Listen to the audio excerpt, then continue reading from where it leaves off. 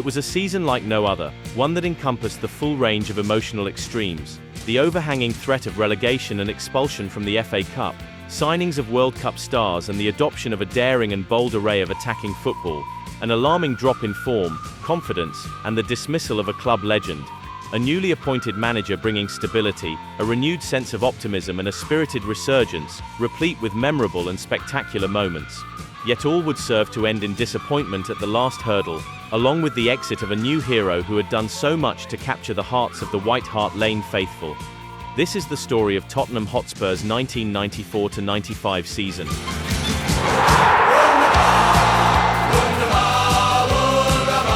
Rosenthal! A hat-trick! Oh, what a goal! It's Klinsmann for Tottenham, and he's got it! Is there anything that this fellow cannot do?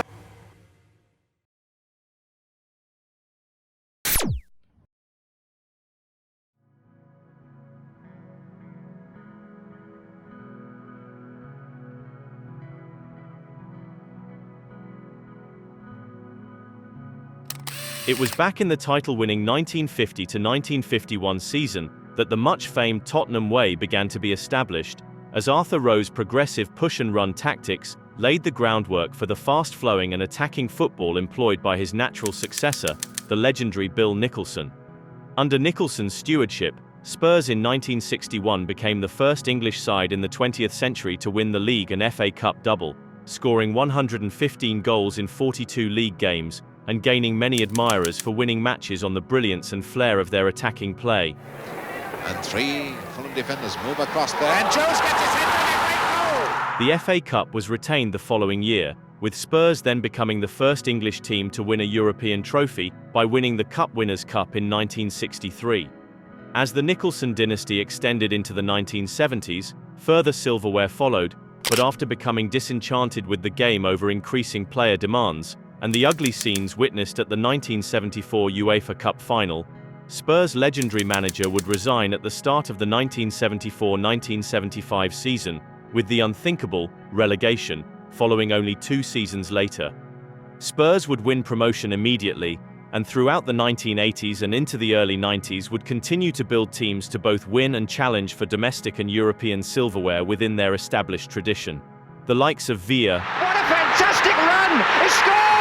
Ardiles, Hoddle, Oh, it's in! A superb goal by Hollow! Lineker, and Gascoigne. Is Gascoigne going to have a crack?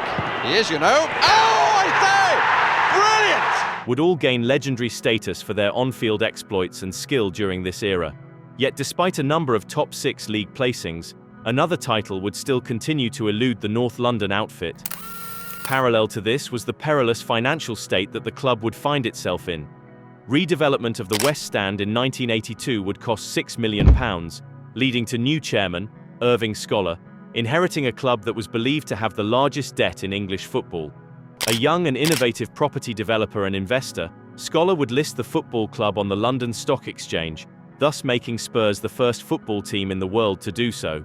However, due to diversified business ventures failing to gain the expected profits, added to the costs of refurbishing the East Stand, Spurs by 1991 would find themselves in far bigger debt and in perilous need of investment. Enter current Spurs manager Terry Venables and computer multi-millionaire Alan Sugar, who in partnership would take over from Scholar to much fanfare, the supposed dream ticket of 2 East End lads done good, now owners of their boyhood club. However, a fallout between the two would quickly ensue, leading to Sugar, who in time had increased his stake in the club, sacking Venables in May 1993, resulting in a very public and very bitter war of words between the two, amidst a number of subsequent court cases. In the meantime, Spurs' league form had worryingly nosedived. A somewhat credible 8th-place finish in the inaugural season of the Premier League was followed up with a disastrous 15th place the following year, the club only avoiding relegation on the penultimate day of the season with a 2-0 win away to Oldham Athletic. Samways. Oh, it's a goal! Between the backroom fallout, unhappy player morale and injury to star striker Teddy Sheringham, it was a difficult start to managerial life for club legend Ossie Ardiles, and was about to become even more so. With the Tottenham Hotspur glories of old seeming as far away as ever, a bombshell announcement in the late spring of 1994 threatened to pull the club into an even bigger disaster than any that it had encountered before.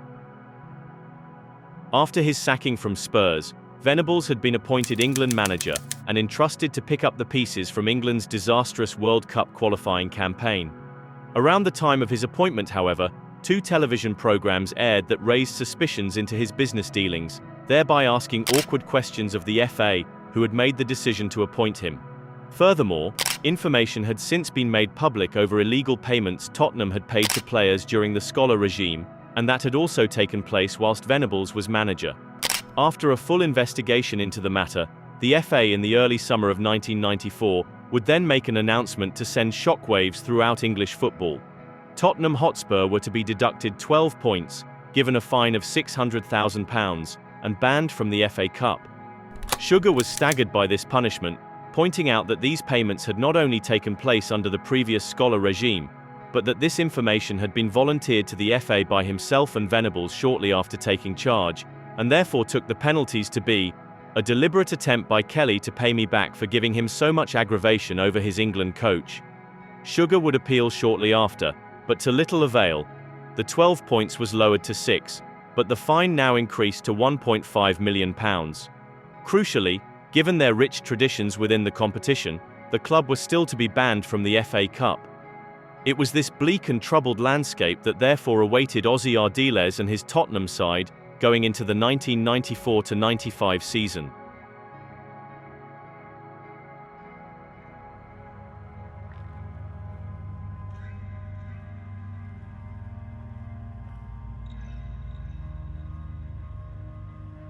It would be a chance phone call that would almost single-handedly reverse the fortunes of the North London side going into the new campaign. On holiday in Monaco, Alan Sugar received a call from Andy Gross, a football agent representing Jurgen Klinsmann, who at the time was playing for the Principality, and was asked if he would be interested in signing the German forward. Sugar could not believe the opportunity being presented to him. Even in explaining the 6 points deduction and the salary cap in place, Gross maintained that Klinsmann was still very interested, adding that Jurgen was not fully happy at his current club or with his manager, a certain Arsene Wenger. The next day, Klinsmann would meet Sugar on board the chairman's yacht, and terms were negotiated on for a 2-year contract. Quite incredibly, Klinsmann, one of the world's most accomplished strikers with a proven international pedigree, would be signing for Tottenham Hotspur, a club having suffered through years of underachievement and facing the very real threat of relegation for £2 million. So why then Tottenham? Sugar maintains that Klinsmann merely chose the club due to the proximity of them being the closest to Highgate, one of the more fashionable locations in London. Klinsmann meanwhile explained that, "I've been interested in English football from an early age. I wanted to escape from Monaco. I couldn't carry on playing home games in a place that didn't feel like home. But Alan Sugar immediately managed to convey this sense of home to me. It may sound strange, but it was a good decision, and I can honestly say that it was the right one." No matter the real motivation, a world-class player had just been signed.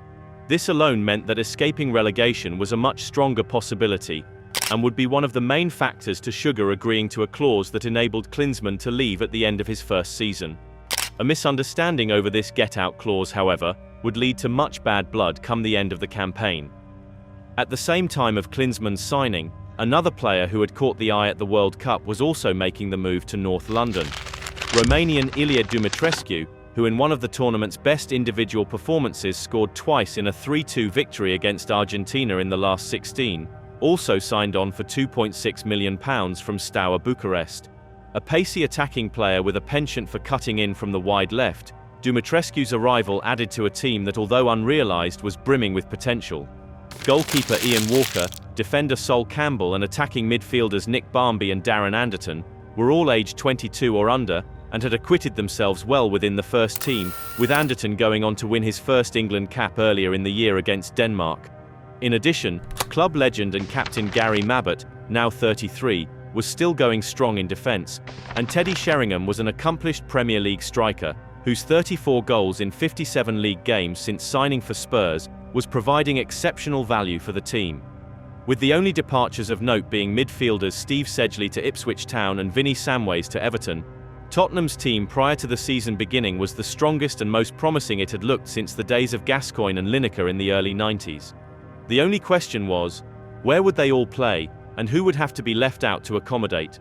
Ardiles' team selection answered this, but left many fans and pundits scratching their heads in disbelief. An advocate of playing his strongest team of players wherever possible, Ardiles' team selection for Spurs' opening match away to Sheffield Wednesday would amazingly include Anderton, Barmby, Dumitrescu, Sheringham, and Klinsmann. Quickly dubbed the famous five by the media, this immediately outlined the expectations of Ardiles' attacking tactical philosophy from the off. The buzz and anticipation around Hillsborough was palpable as Klinsmann lined up for his very first Premier League game.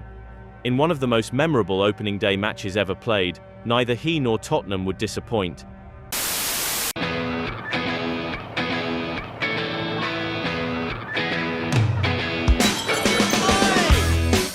Dumitrescu didn't cut it out. Sheringham's got a sniff of a chance, and he's put it in. Anderton with the 1-2 with Sheringham. This is beautiful stuff from Spurs, and they've capped it with a goal. Out to Sheridan. Oh, here's a chance for Popescu, and Sheffield Wednesday are back in business. The 1-2 with Bright, Bart Williams.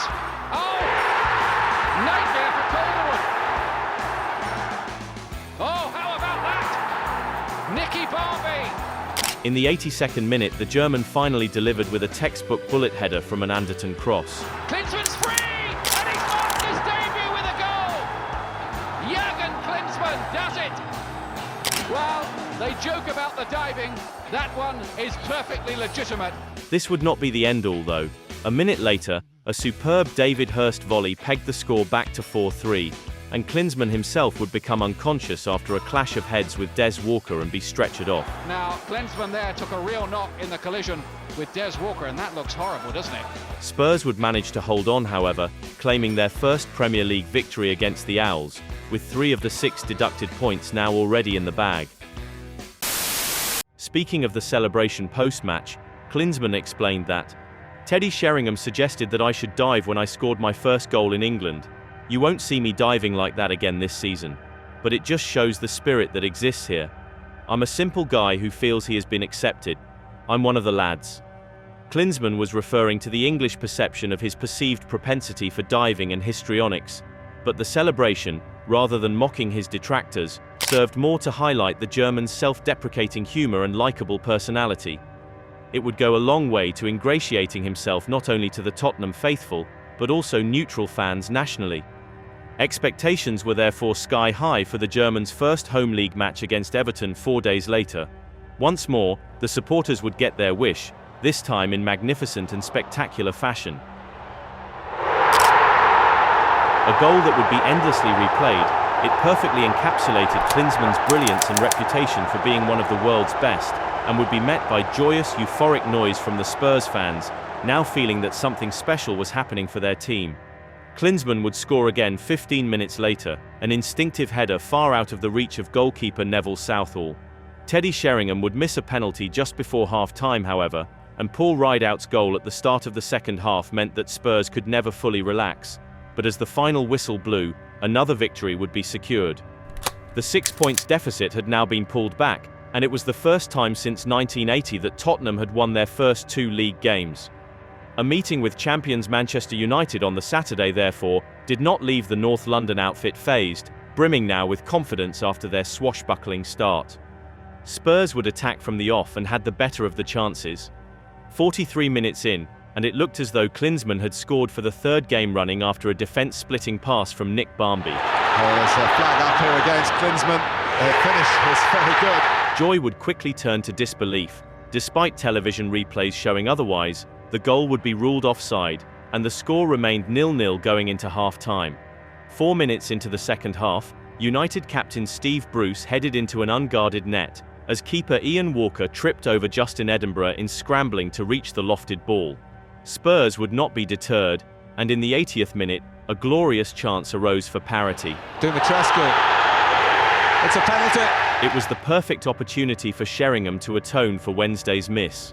The fans waited on with anticipation, but to their disappointment, the Englishman yet again could not deliver. To level it up, and Schmeichel has saved it. With United on the back foot, Tottenham continued to push for an equaliser, and as Dumitrescu played in Klinsmann, such an outcome seemed inevitable. And here it is, Klinsmann! No! Peter Schmeichel, however, proved to be Klinsmann's nemesis once again. Yet despite the defeat, Spurs could hold their head high after a very promising performance. The optimism generated through their 3 opening games then carried on to an accomplished 3-1 victory away to Ipswich Town, another team they had hitherto failed to defeat in the Premier League. Klinsmann would score twice, with Dumitrescu in between scoring his first for the club with a powerful diving header. The fluid attacking display was roundly praised, and with 3 wins out of 4, 9 goals scored and 5 of them being from star striker Klinsmann, many Spurs fans anticipated another victory in their first televised match of the campaign against Southampton, a team that only narrowly avoided relegation the previous year and had yet to win a match this season. Klinsmann would put Spurs 1 up after only 6 minutes, and all signs pointed to such an outcome. Yet the match would turn for the worse in the 74th minute when Sol Campbell brought down last man Neil Heaney as the Saints rapidly broke forward. Campbell would be sent off, with Matt Le Tissier inevitably dispatching the ensuing penalty. Oh, and he did it again, although Walker got his hand to it. Spurs were now desperately hanging on for a point. This appeared to be the way of things until the 89th minute, when a wild piece of misjudgment would be enough to sink the home side. Oh, he's missed there, Le Tissier! Oh, nightmare for Nethercott. He missed it. Le Tissier has his second, and Spurs' nightmare may be complete. A second home defeat in a row thus continued to mirror the home form of the previous campaign, where 9 teams would come away from White Hart Lane with maximum points. With the fluidity of the Ipswich performance absent, the buccaneering sense of optimism fashioned from the opening 4 matches started to seep away, replaced by cold, harsh reality. Although the opening 5 fixtures had brought up some sumptuous attacking football, it had equally exposed Spurs' defensive frailties and fragile midfield. Even though the next run of games did not pitch Ardiles' men against any of the established big guns, their shortcomings were about to be ruthlessly exploited.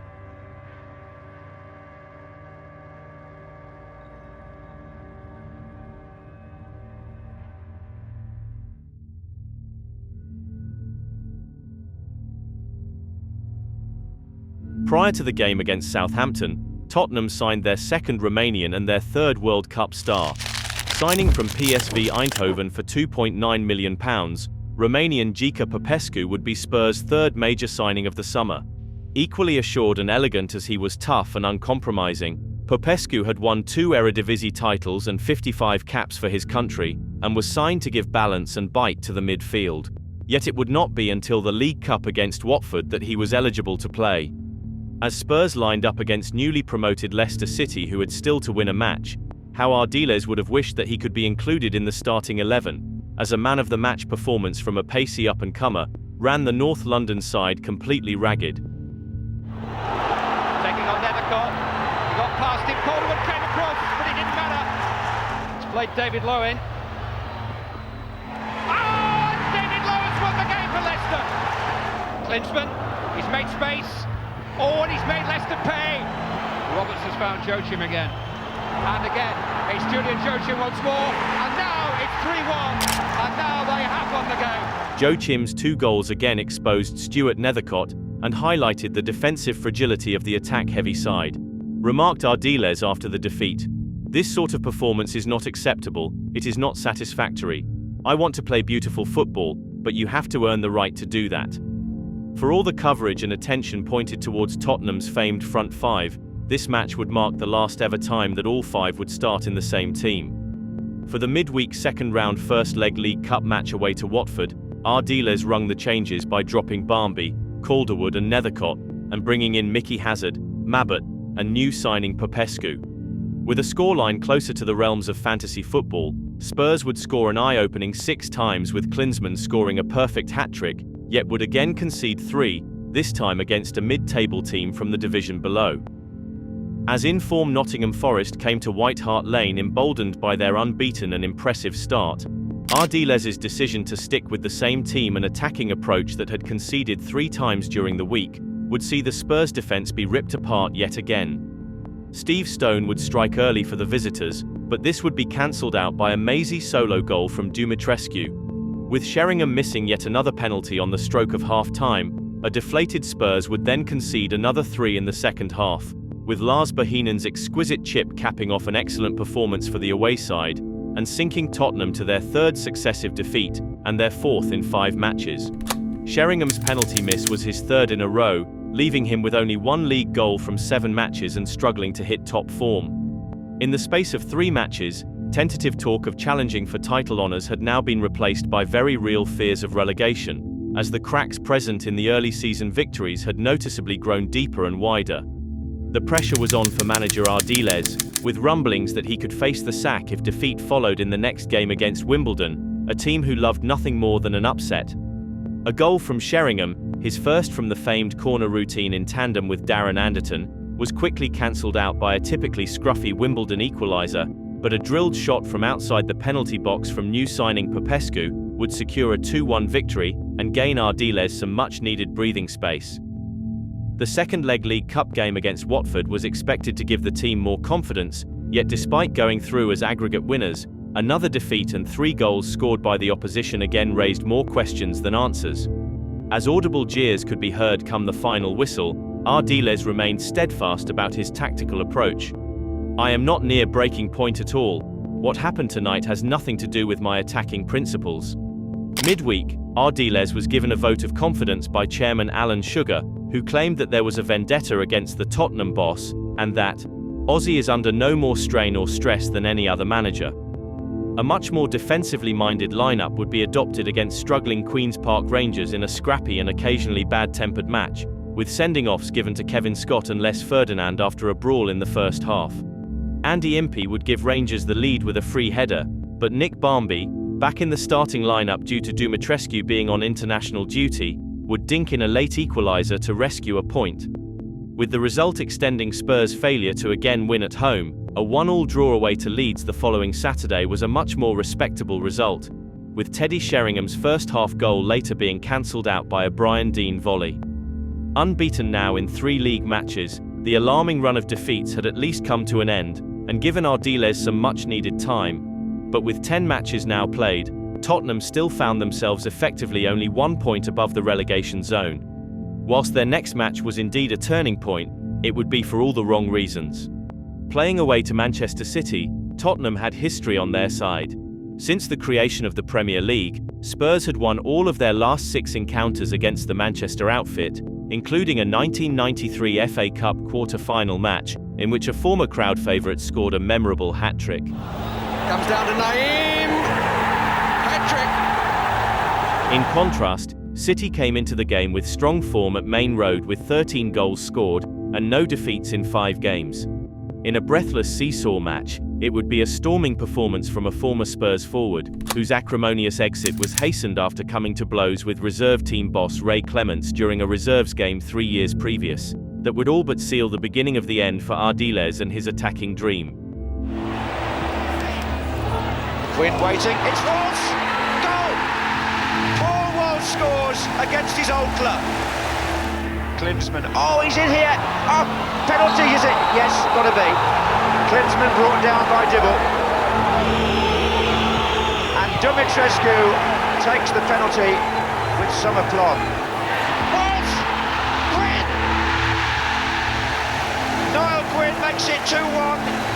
Walsh is in the centre waiting. Walsh! It's there! Oh, what a great goal! Back heel to Dumitrescu. Deflection, goal! Spurs have got one back in the first minute of the second half. He's round the back again. Oh, and it's there! It's Lomas! What a good run by Paul Walsh. He's still there. Oh, and yes, Flitcroft! In one of the most notable results in Premier League history, the game finished 5-2 to Manchester City. Described as a brilliant advertisement for English football by City boss Brian Horton, it was his further comment that inadvertently yet neatly summarised the key downfall of Ardiles' tactical approach. You have to give credit to managers like Ossie who are prepared to open the game up. By indeed daring to push players forward regularly in numbers, this equally left the team exposed behind the attack, with the spaces left open behind, leaving them vulnerable to the opposition, who knew that if they could contain the onslaught, chances would come their way. Yet Ardiles would not alter his principles, remarking post-match that, "We won't change our style, but we know we have a lot of work to do on the training ground. We are not defending properly, it's as simple as that." It was an issue not lost on the players, as Colin Calderwood was alleged to have remarked during this period in a team meeting. "Gaffer, can I just stop you there? You're talking about the famous 5 all the time. What about the shit 6? It was now 23 goals conceded in 11 league games, and the knives were out. At this stage, the League Cup looked like being Tottenham's only chance for both silverware and entry into Europe, but a tricky tie away to Notts County awaited. Against a side now low on confidence and under pressure, the team bottom of Division 1 took full advantage, as Spurs slumped to an embarrassing 3-0 defeat. As the fans angrily voiced their disapproval, Ardiles was nevertheless defiant. "I will not resign. I've never been a quitter in my life. It is not in my nature." Ardiles would manage to survive to the weekend game against West Ham, yet press reports strongly indicated that it would be his last match no matter what the result. Despite a morale-boosting 3-1 victory, Spurs' first home win since beating Everton in August, the die had indeed already been cast. On Tuesday 1st of November, a press conference was called and the announcement was made. Ossie Ardiles had been sacked as manager of Tottenham Hotspur. At the end of the day, I wasn't successful. And probably I would probably be even more sad in the days to come. Really, when it really hits me, when I wake up in the morning, I don't go for training or I don't do anything really. Alan Sugar explained that it was one of the most difficult decisions that I have ever had to make.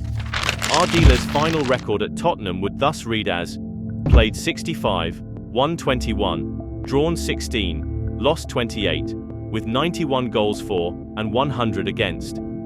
Believing it was his destiny to manage Tottenham, there was perhaps a cruel irony that for a club whose mantra was, "To dare is to do," Ardiles did not succeed despite belatedly embracing the philosophy in such a pure fashion. "I always wanted an attacking modern team. You have to live and die by your own principles, and that's what I did. I did it that way, and I can say I did it my way."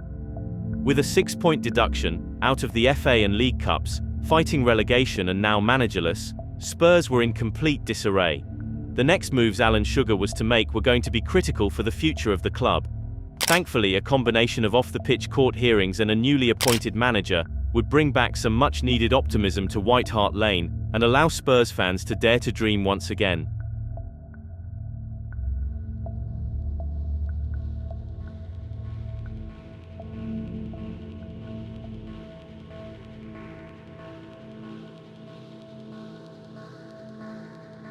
Meanwhile, at Loftus Road, another London-based club were in chaos.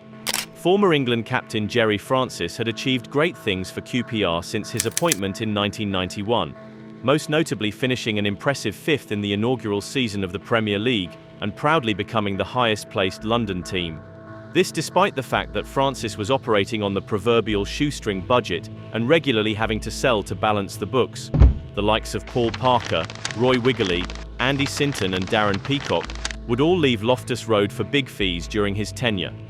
One prized asset remained, however, Les Ferdinand, and it was through wanting to keep the England forward that led to a schism developing between Francis and then QPR chairman Richard Thompson, who was keen to cash in on the Hoops star striker. During the latter half of the 1993-1994 season, Thompson would give permission for Francis to speak to Wolves chairman Jonathan Hayward, but Francis was not interested to drop down a division to join the ambitious West Midlands outfit, happy instead to stay and continue his work at QPR. The decision to do so would be publicly ridiculed by club legend and ex-teammate Rodney Marsh, who accused Francis of lacking ambition and going back to Loftus Road with his tail between his legs and half-heartedly signing a one-year contract. It was therefore a big affront to Francis when, prior to QPR's televised home match with Liverpool, and amid rumours that he was to be appointed as director of football, Marsh was filmed in the stands seated next to owner Richard Thompson a short distance from the QPR manager. After Rangers' next game away to Newcastle, believing that he was being levered out of Loftus Road and was without his club's full support, Francis then made the decision to resign. Alan Sugar was quick to pounce. Francis, along with the likes of Leo Bainhacker, Don Howe and Joe Kinnear, had been heavily linked to replace Ardiles, yet it was ex-manager David Pleat who emerged as the bookies' favourite for the job, albeit in more of a director of football type position. With Pleat reluctant to take on such a role, Sugar then offered Francis the full position of manager, a move that was accepted, and then announced to the public on the 12th of November. Although Francis would initially agree only on a rolling monthly contract, after 2 very uncertain weeks, Sugar and Tottenham had finally found their man. Meanwhile, assistant manager Steve Perryman would take charge of the club for the team's 2-0 loss away to Blackburn. Still in possession, so gets it in Shearer! Hit the post! Wilcox! And it's 2-0. Yet with Francis bringing in his own assistant Roger Cross, there was no place left after the backroom reshuffle, and Perryman had no choice but to depart after 27 years' service. Francis's first game was at home to Aston Villa, themselves in turmoil with the very recent sacking of Ron Atkinson, after an alarming run of 1 point from 9 games. Not afraid to make tough decisions, Francis left out Nick Barmby, and with Dumitrescu suspended, brought in Darren Caskey to play out left. After being restored to the first team against Blackburn, David Howells kept his place in midfield, having otherwise been ostracised by his former manager. With a firm emphasis on ability, organisation and consistency, and heavy focus on teamwork and tenacity, the Francis era certainly promised change to what had come before. Yet to anyone somehow unaware of all the recent and public managerial upheaval, they would have been forgiven in thinking that nothing had changed at all, as both teams played out a 7-goal thriller. Alarmingly, Tottenham were 3 down after only 27 minutes, as the nervousness and lack of confidence that had afflicted Spurs so recently were present yet again. A side-footed volley from Sheringham towards the end of the first half gave hope, and Francis a basis on which to work his half-time team talk. Wanting his side to show pride and character, Francis asked his players, "Can we do it, or are we going to lay down and die?" To his delight, Spurs displayed the determination and character he asked for, as first a Klinsmann penalty, and then a scrambled Klinsmann second, later to be credited as a Mark Bosnich own goal, drew Tottenham level, yet in the 90th minute, a moment of Dean Saunders' magic would leave Spurs finishing the match empty-handed. Saunders, still Saunders! Oh, Dean Saunders wins it for Villa! Although naturally disappointed to lose his first game, Francis nevertheless told his players after the match, "You have shown me in the second half that you have spirit. Now we will get back on the training pitch on Monday, and we will get it right." One big takeaway from the Villa match was the fitness levels of the Tottenham players, with these being far lower to what Francis demanded. In addition, Francis was also aware that Spurs had conceded a goal in every game played in both League and Cup. Both points were immediately addressed and worked on, with the progress bearing fruit in the next game at home to Chelsea. Although failing to score themselves, the 0-0 draw gained Francis his first point as Tottenham manager, and importantly earned the side's first clean sheet. The momentum was promptly carried over away to Liverpool, where another draw was gained against a side who had won 6 and drawn one of their previous 7 home matches. It's a good ball. Oh, it's an own goal by Ruddock. The 2 draws gave the team confidence that the ideas and methods that Francis was bringing in were working, and with the high-flying yet stuttering Newcastle up next to White Hart Lane, the feeling was that this could at last be the time for Tottenham to pick up their first win under their new manager. In front of their highest attendance of the season so far, Spurs would belatedly rise to the occasion in spectacular fashion. Through the middle it'll go again, and it's Teddy Sheringham with a chance. And how well he took it. Spurs are ahead. Flick on Owen. And it's Fox. Sheringham. Well. Matthew Clark. Deflection. Post. It's Fox again.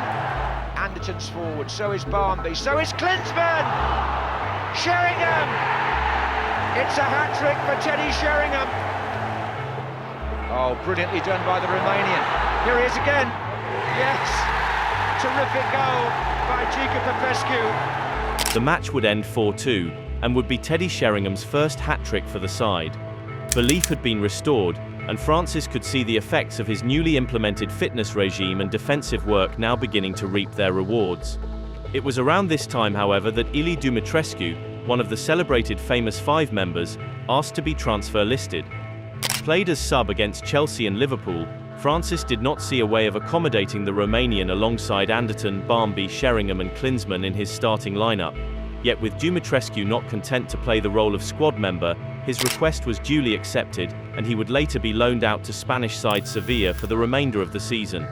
Eventually retiring at the age of only 29, the potential that the Romanian had shown only in fleeting glimpses after moving to England would sadly never be realised. But as one member of the team was to depart, an announcement made on December 8th would have a far greater bearing on Tottenham's season. Thanks to the efforts of chairman Alan Sugar, Spurs were now back in the FA Cup and had their 6-point league deduction quashed, with an independent arbitration panel ruling that the FA's original penalty was unreasonable to such an extent that it was irrational to impose any penalty other than a fine. The £1.5 million fine therefore still needed to be paid, but it was otherwise nothing but humiliation for the FA and a matter of personal triumph for Sugar, who had hitherto been seen in a negative light amongst supporters amidst the very public fallout with Terry Venables. The ruling instantly eased Spurs' relegation worries, yet it was arguably the readmittance back into the FA Cup that was most celebrated. In 1994, Tottenham still held the reputation of being known as the Premier Cup team in English football, and were joint holders of the most FA Cup final wins, along with Manchester United, who had equalled the record of 8 the previous May. The decision to restore Spurs into the competition thus breathed new life into the team's prospects.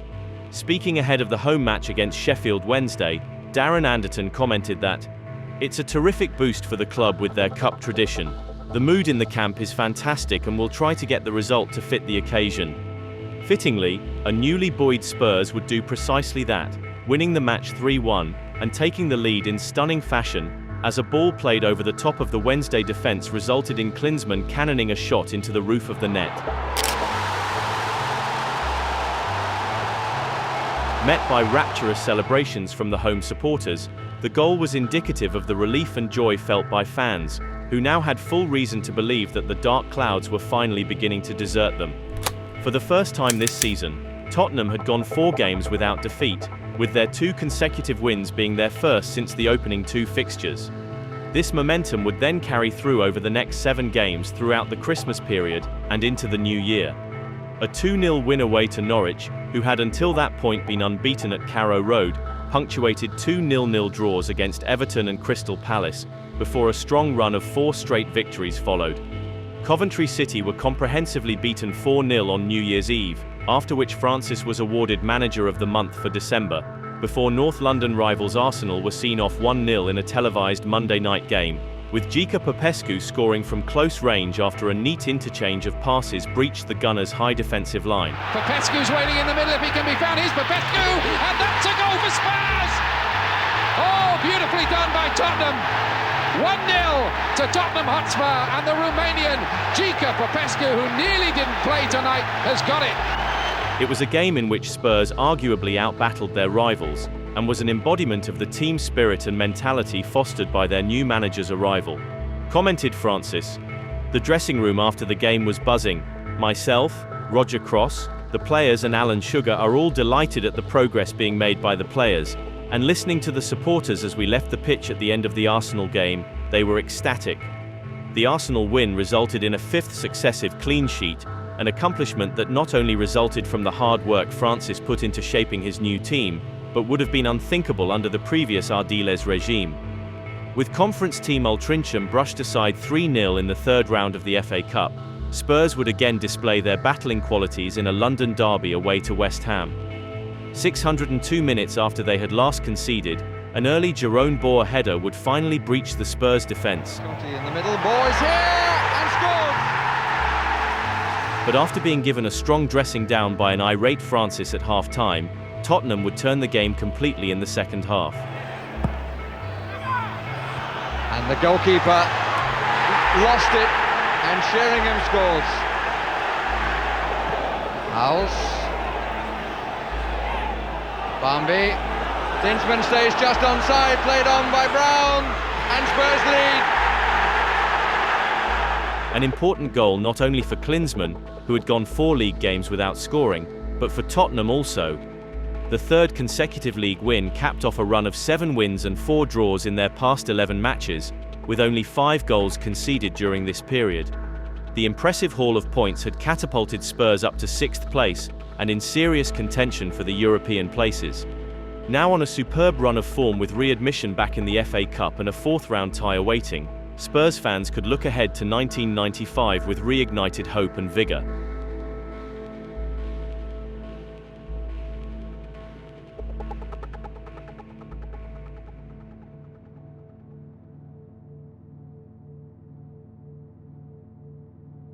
With momentum on their side, Gerry Francis relished the next fixture away to Aston Villa, hoping to gain revenge for the defeat they inflicted in his first game in charge, yet the very player who delivered the final blow in November would fatefully do so again. Saunders on his right foot, he's made space! It's an excellent goal! Later in the first half, in a moment that echoed Harold Schumacher's foul on Patrick Battiston, Jurgen Klinsmann would be taken out by the onrushing Mark Bosnich. Klinsmann would be knocked unconscious, but further mirroring events in 1982, no foul nor punishment would be given. Occurring on the same evening as Eric Cantona's Kung Fu kick assault, it was an incident that did not garner the press coverage that it may otherwise have received. Klinsmann fortunately made a quick recovery, and Tottenham would bounce back with ease in the weekend's FA Cup 4th-round match away to First Division Sunderland, winning 4-1 with the German scoring 2 of the goals. Klinsmann. The resounding win set Spurs up nicely for the televised visit of league leaders Blackburn Rovers. In a measure of the excellent progress Francis and his team had made, the big-spending Lancashire outfit were impressively dispatched. Sheringham's gone to the left. It's slipped through for Jurgen Klinsmann for Tottenham, and it's through Mims and Spurs lead. And it's deflected. It's 2 out of 2. Sutton's cross. Shearer. Sherwood. Another goal for Tottenham, and surely that will be that. There it is! Nick Barmby! The result moved Francis to remark on the outstanding performance of his side, particularly in the first half, and kept Spurs in a strong 6th position. From this point onwards, however, the league results that followed would not match the 13 that preceded it.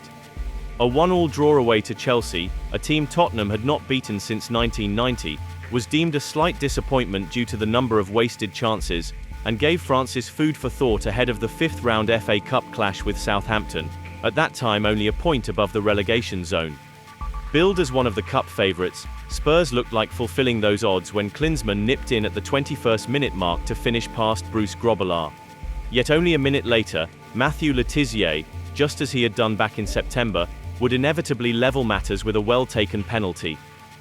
After 2 draws against opponents they would have fancied to beat, Tottenham would then endure more disappointment against Wimbledon, a team that had 2 weeks earlier been thumped 7-1 by Aston Villa.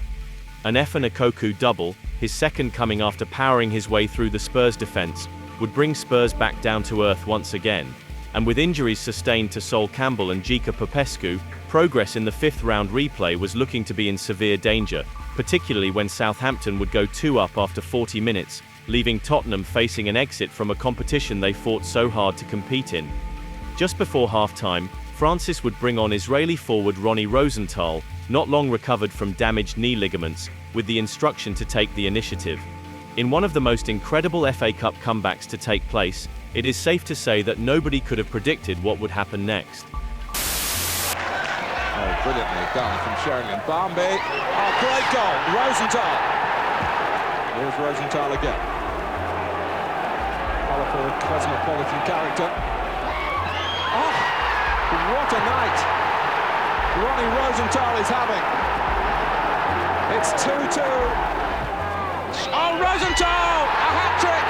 A fantastic strike! Ronny Rosenthal is running riot here for Tottenham. Scoring an incredible hat-trick, Rosenthal's introduction dramatically swung the game in favour of the North London side, and with Saints pushing forward for the equaliser, 3 further extra-time goals killed off the tie as Spurs ran out sensational 6-2 winners. Sheringham's round Grobbelaar. Well, Spurs are running riot here. Nick Barmby, it's 5-2. Grobbelaar is trying to shadow him and intercept. He's well out of position. Anderton, Grobbelaar scurrying back. Anderton puts it in. It is 6-2. Commented Rosenthal after the game. You don't expect to come on and score 3 goals like this. They were the best I have ever scored. I will always remember them as beautiful goals. The win put Tottenham into the last 8, drawing them away to Liverpool. Although the notion was much to Francis's chagrin, thanks to the emphatic turnaround just witnessed, it really now felt to many that Spurs were indeed destined to win the cup. 2 league matches would come before the big game. First was a 2-2 draw with Nottingham Forest, with all 4 goals coming in the last 11 minutes, and Colin Calderwood stabbing in the equaliser from close range, before abject Ipswich Town, fresh off a 9-0 pasting by Manchester United, fell to a 3-0 defeat, thus keeping Spurs 4 points off Forest in 5th place. Tottenham were now well set for their Saturday afternoon quarter-final game away to Liverpool, where another memorable occasion awaited. It was a match with so much at stake for the away side, and anticipation was immense. Liverpool had undergone a mini resurgence under coach Roy Evans, spearheaded by the likes of Jamie Redknapp, Steve McManaman and Robbie Fowler, with experienced heads such as John Barnes and Ian Rush still going strong, and although not at the levels they were in the 1980s, a win at Anfield still carried much kudos. Such a prospect would be difficult for Tottenham, however. Only 3 times had they won at Anfield since 1912, and never in their history had they beaten Liverpool in an FA Cup match. With Campbell and Popescu still injured, Francis kept Anderton central to partner Howells, allowing for Rosenthal to keep his place out wide, with Barmby playing down the opposite flank. It was the biggest game of Tottenham's season, and the biggest test of Francis's reign so far. After 39 minutes, however, disaster struck. Mark Walters was allowed to dribble into the penalty area and conjured a precise cross to be met by Liverpool's number 23 from close range. Robbie Fowler! Showing the determination and character that Francis worked so hard to instill, Spurs would soon fight back, with Sheringham and Klinsmann working beautifully in tandem to equalise on the stroke of half-time. He's got 2 defenders, here's Sheringham. Oh, what a goal! What a reply by Tottenham and Gerry Sheringham. A precise curled shot from outside the penalty area, the build-up to it wonderfully illustrated the understanding of the 2 forwards. Further half-chances came both sides' way in the second half, but as the game wore on, a draw and a replay at White Hart Lane appeared to be the way of things until the 89th minute, when in capitalising on a poor clearance from John Scales, the Sheringham-Klinsmann partnership would combine once again to glorious effect. Oh, and here's Klinsmann with a great chance. It's Klinsmann for Tottenham, and he's got it with 2 minutes to go. The goal resulted in sheer elation, as players piled onto the German, and the coaching staff jumped from the bench. The fans were jubilant. Holding their nerve, Spurs held out. The final whistle blew, and Tottenham Hotspur, the club that were not even in the competition as the season began, were now only 1 match away from Wembley. Klinsmann would subsequently choose his goal at Anfield as being the favourite of all that he would score for Spurs, adding of his relationship with Sheringham. The partnership with Teddy was one of the most enjoyable experiences I had in my career. We were always there for each other. This was a goal we scored as a partnership. It was a lovely flick from him, and then I just had to put it away. The date for the semi-final was set, Sunday 9th of April, with the opponents drawn being Everton, themselves 1-0 winners over Newcastle. Before then, a run of 4 league games were upcoming, and mixed fortunes would follow. A very credible if fortunate 0-0 draw was first achieved at Old Trafford, with Ian Walker in inspired form. Ince's header! In front of the newly opened South Stand, a belligerent Leicester City eventually succumbed to a 1-0 defeat with another acrobatic effort from Klinsmann late in the match. Then another 0-0 draw, this time at home to Liverpool, with Klinsmann having a disputed penalty saved by David James. The game would mark the 7th match for Spurs in 22 days. Although unbeaten in their 5 league matches during this time, and having now kept 4 consecutive clean sheets, the 3 draws had seen Leeds leapfrog them in the table, with Tottenham now slipping to 7th. Spurs did not want to lose ground on the European placings, with next opponents Southampton themselves desperate to pull away from the drop zone. With both teams playing to win, in a fixture that had seen 13 goals in the last 3 games, another goal fest delightfully followed. Southampton with yet another corner, the header's in it. Winnable games sometimes are lost. Oh, Sheringham gives it away. Oh, dear. And that's the equaliser. What a nightmare for Southampton, and on his 29th birthday, Teddy Sheringham equalises. Oh, Klinsmann's in here, and he scored 2-1. Lovely play by Tottenham.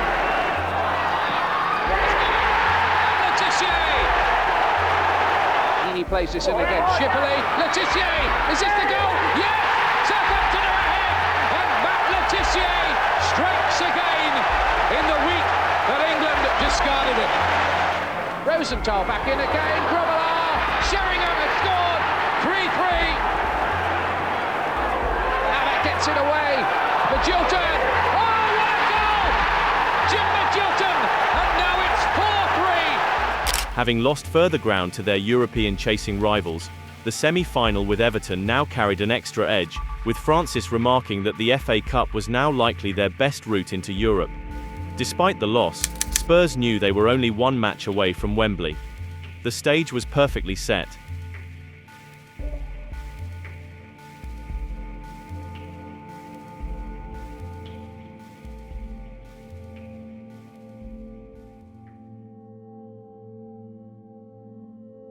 If Tottenham fans and certain sections of the press believed that the North London side's place in the final was merely a formality, their opponents Everton were in no way going to lie down and not have their say in the matter. The Merseyside outfit had been galvanised by the appointment of their former striker Joe Royle in November, with their hardened combative midfield and much tightened defence resulting in some notable league victories. Horn setting off and Anakachi through the centre. Brilliant pass, great control, super goal for Everton!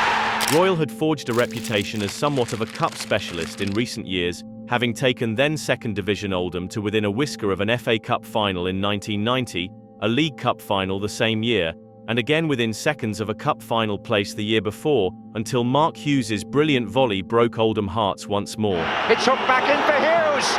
It's there! Everton had also failed to concede in their run to the last four, and were historically well versed for the occasion. This was their 23rd FA Cup semi-final, the most of any team at that point. There was also one other very big yet underrated factor: the venue. Contrary to recent seasons, Wembley Stadium would not be used as host, with Leeds United's Elland Road allocated to Spurs Everton, and Aston Villa's Villa Park hosting the Man United Palace match later the same day. Gerry Francis had earlier voiced his concerns about the choice of venue in his programme notes before the Leicester City game. If the ultimate criteria for having first played these games at Wembley were 1. The safety of the supporters, 2. Allowing as many supporters as possible to see the game, and 3. Segregation, then there can only be one venue, Wembley. The question from many within the club was, why was such an early kick-off time chosen, when the other semi-final at Villa Park was both closer for fans of Manchester United and Crystal Palace to travel to, and given a later kick-off time? Given that the FA did not want Tottenham in the competition to begin with, it added weight to the conspiracy that the FA were out for revenge to make matters as uncomfortable as possible. These fears would be evident on the day itself. Delays close to the stadium meant a number of fans missed the first few minutes of kickoff. There was also more controversy in terms of the supporter seating arrangement. Tottenham's fans were only allocated the newly built East Stand, yet Everton supporters were given all three other sides of the ground. This would give the Merseysiders the advantage of shooting in front of their own fans for both halves, and leaving the atmosphere feeling closer to that of an away match. According to David Howells, "I think the FA stitched us up a little bit by having it at Elland Road and giving three sides of the ground to Everton. It felt like an away game." This was echoed by Darren Anderton. The Tottenham stand was further away from the pitch. Everton were behind both goals. It felt like an away game, which is not how a semi-final is supposed to be. Of primary concern to Francis, however, was in defence.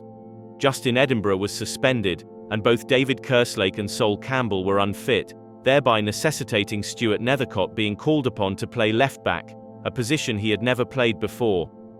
Kickoff now awaited. For all the talk of destiny, Tottenham now had to prove their worth, knowing they were in for a stern test. Writing for The Independent, journalist Ian Ridley's prescient words hinted at caution.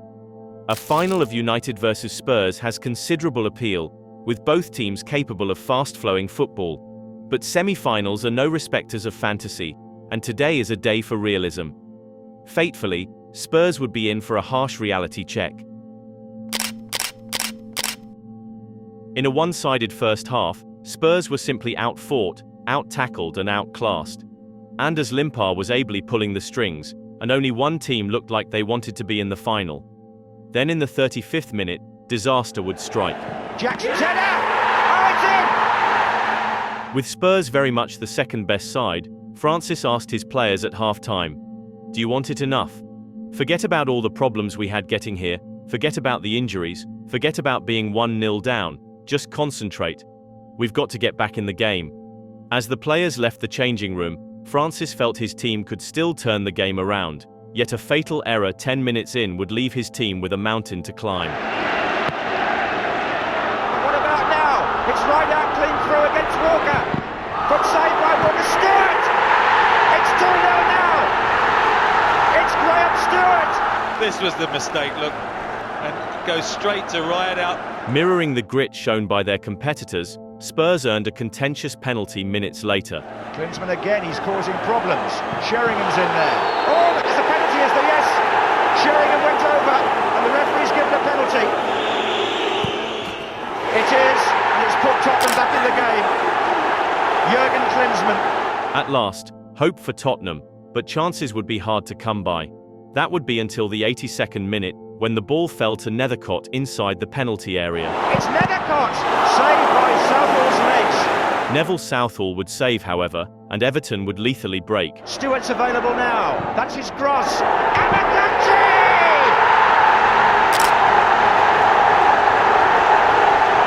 The game was now as good as over. To rub salt into the wound, Everton would break again in the 90th minute, putting the result beyond any doubt. Amakanchi, surely! It's another one! It's another one! And that's it now. It's all over. It just wasn't meant to be. The final whistle would blow, and as Everton's players and their fans celebrated, the reality hit. Tottenham were now out of the FA Cup. What had appeared destiny now seemed like a cruel joke. Francis commented after the match, "I felt we didn't do ourselves justice. Defensively, we shot ourselves in the foot for their first 2 goals. I felt too many of us didn't perform as we are capable of.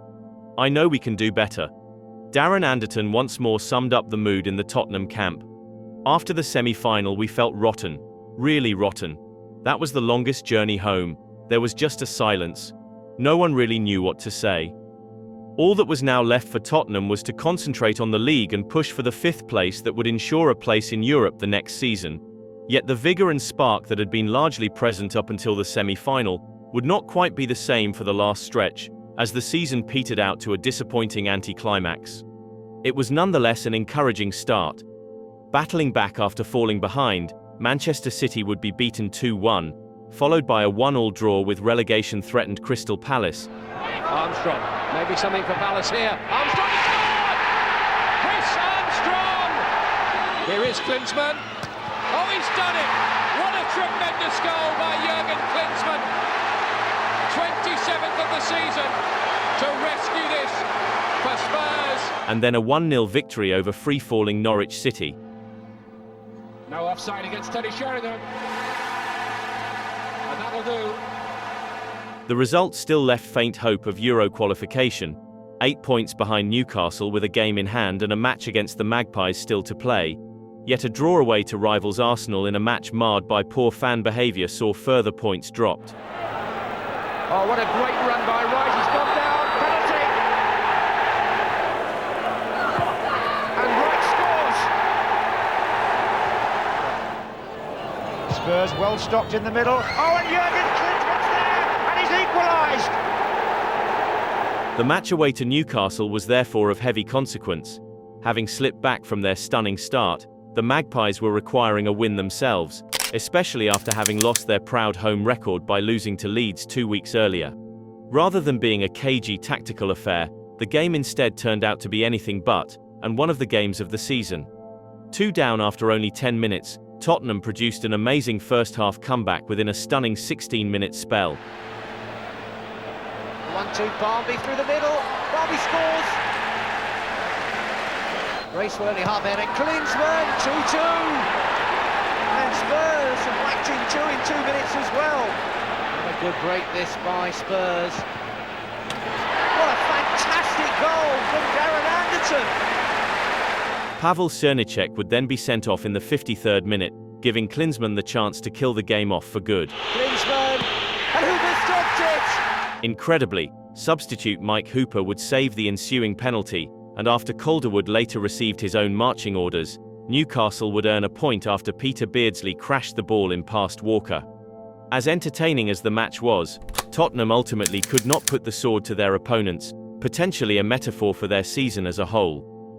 Two disappointing defeats then followed: a 2-1 defeat to Francis's old club QPR despite having taken the lead, and then a 3-1 home defeat to Coventry, a team badly in need of the points to ensure their own safety. Yet the mood was about to become a lot more somber. On the 12th of May 1995, Jurgen Klinsmann announced to the public that he was to leave Tottenham Hotspur at the end of the season. This has been the most difficult decision of my entire career. At the age of nearly 31, I had to give serious consideration to my final career move.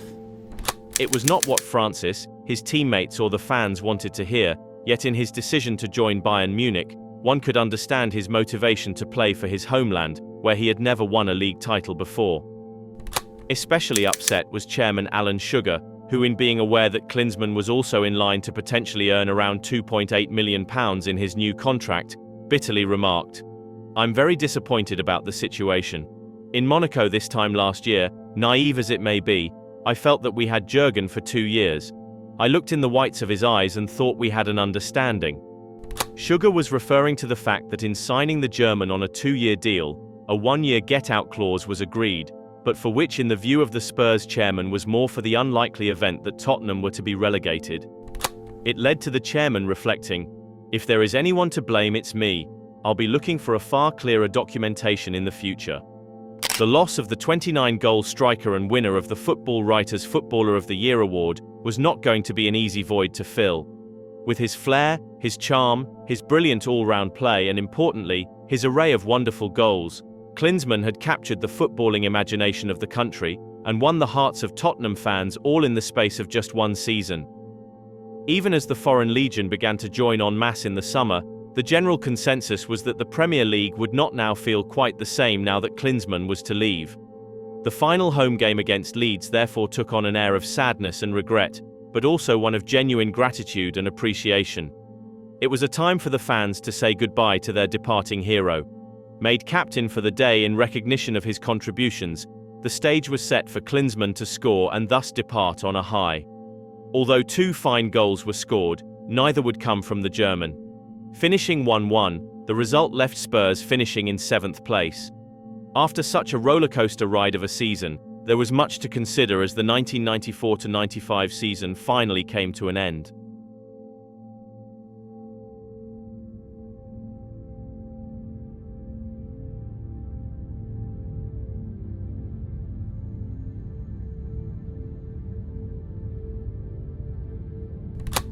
Two days prior to the Leeds game, Gerry Francis agreed to stay on as Tottenham manager for another season. "I've come to the decision to give Spurs another year.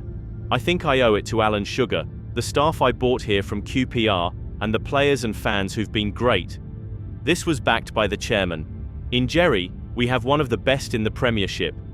The 7th place finish and semi-final outcome may have been disappointing, but only in the sense of what could have been. Given the team's predicament prior to the season's start, it was acknowledged by many that Francis had overall done a very good job with the resources at his disposal." 7th place ensured that Francis's side finished once again as London's top team, with the regrets over not winning any silverware being softened when former Spurs player Naeem's stunning last-ditch lob would deprive Arsenal of the chance to win a trophy of their own. Yet in having parted with transfer funds so lavishly in the summer, there was no doubting that Klinsmann's departure left a very sour taste in the mouth of Alan Sugar, who would later indignantly comment that he would not be signing any more Carlos Kickaballs from now on. Notably, the German's departure signalled a shift in how the chairman went about future transfer dealings, and that any serious ambitions to transform Tottenham into a genuine top-line club would noticeably wane from here on in. Furthermore, just days after the Klinsmann transfer was finalised, another of Spurs' famed Foreign Legion would also be leaving. Jika Popescu would sign for Barcelona, a replacement for the departing Ronald Koeman. The Romanian started well at White Hart Lane, but injury would curtail his momentum, and in failing to settle in England, particularly with the more physical aspects of the British game, his loss was deemed best for all involved. This sentiment was not shared for the loss of another top player, however. Also leaving Tottenham in the summer was forward Nick Barmby, who would join newly promoted Middlesbrough for a hefty £5.25 million. The 21-year-old had just enjoyed his best season in a Tottenham shirt, but with disputes had with Francis over his strongest position and his family struggling to settle in London, the Hull-born attacker favoured a move nearer to home and duly jumped at the chance to link up with Brian Robson. The loss of 3 international players would be a very difficult void to fill, yet in not being one to sign big names himself, the signings made thereafter by Francis, whilst good competent players at best, would ultimately not come close to matching those who left, or be of the suitable calibre needed to take the club forward. Francis would subsequently guide Spurs to finishes of 8th and 10th respectively, yet in not recruiting star names in the manner of their rivals, Tottenham would be quickly overtaken and left behind. It would not be until 2006 when they would finish above 7th place, and 22 years before finally finishing above rivals Arsenal. Fast forward to the present day, and many special moments have since been afforded to Tottenham Hotspur and their fans, and no doubt will again. Yet in a campaign filled with so many memorable highs, lows and what-ifs, it is the 1994-95 season that still continues within the Tottenham Way tradition to serve as a timely reminder of when to dare is to do.